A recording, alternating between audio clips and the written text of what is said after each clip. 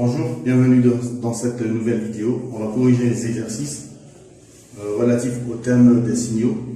Exercice numéro 1. La liste des récepteurs de signaux utilisés par la sonde sont la caméra infrarouge, le capteur des ultraviolets, la caméra visible pour la lumière blanche, l'antenne parabolique donc pour émettre et recevoir les ondes radio.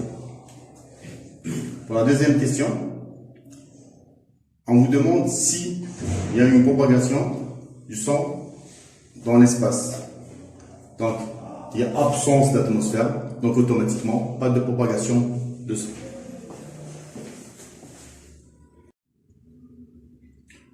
Pour la troisième question, on doit trouver la durée de propagation d'un signal radio entre la Terre et la sonde. La formule à utiliser est T est égal à D sur V. Donc, T sera égal à 4,86 milliards de kilomètres divisé par la vitesse de la lumière dans le vide est égal à 300 000 km par seconde. Ici, on obtient 16 200 secondes. Donc, le résultat est en secondes. Pour le convertir en heure, on doit le diviser par 3600 parce que dans une heure, on trouve 3600 secondes. Le résultat trouvé, c'est 4,5 heures. On corrige maintenant l'exercice numéro 2. Première question. Le son de l'explosion ne peut pas se propager dans le vide de l'espace. Deuxième question. Donc, l'enregistrement de cette explosion ne peut pas comporter de son puisque le son ne peut pas se propager dans le vide de l'espace. Troisième question. V est égal à 300 000 km par seconde. On l'a vu dans le cours. Pour la quatrième question, donc le temps mis pour parcourir la distance Terre-étoile sera égal à T égale 1,2 million d'années. C'est dans l'énoncé. On vous demande d'exprimer ce temps en secondes, donc tout simplement, on va multiplier 1,2 par 365,25, donc c'est le nombre de jours, multiplié par 24 heures, multiplié par 3600 secondes. Donc, on trouve 3,8 10 puissance 7 secondes. Pour la sixième question, la relation entre la distance parcourue en kilomètres et la durée de propagation en secondes, donc on aura D en kilomètres, sera égal à V par T.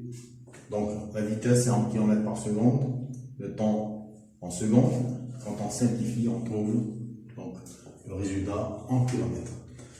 Dans la septième question, la distance parcourue, oui. Et donc il suffit juste de remplacer V par sa valeur et T par sa valeur. On aura comme résultat 11,4 10 puissance 12 km. C'est-à-dire la valeur de la vitesse 300 000 km par seconde, multiplié par le résultat trouvé, donc le temps c'est 3,8 10 puissance 7 secondes. On aura 11,4 10 puissance 12 km. On passe à l'exercice numéro 3.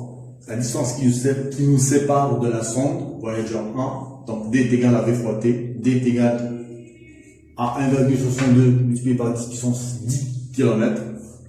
Deuxièmement, la durée du signal entre la Terre et Voyager 2. On utilise la relation T est égal à D sur V, d'où T est égal à 4,38 10 puissance 4 heures. Troisièmement, la distance entre la Terre et l'étoile Rosse 248. Donc ici, on utilise la relation D est égal à V fois T. La distance, donc on aura la vitesse de la sonde, multipliée par le nombre d'années qu'on doit convertir en secondes. On aura 1,95 10 puissance 13 km. Le résultat est donné en kilomètres. Puis on nous demande de convertir la distance, donc de kilomètres, en années-lumière. S'il vous plaît, l'année-lumière, c'est une distance. Donc, par définition, l'année-lumière, c'est la distance parcourue par un rayon lumineux dans le vide durant une année. D est égal à ce qu'on a trouvé, qu'on doit diviser par la valeur donc d'une année-lumière en kilomètres, qui est égal à 9,6 10 puissance 12 km. Et on trouve 2 années-lumière. Donc voilà pour cette vidéo. À la prochaine.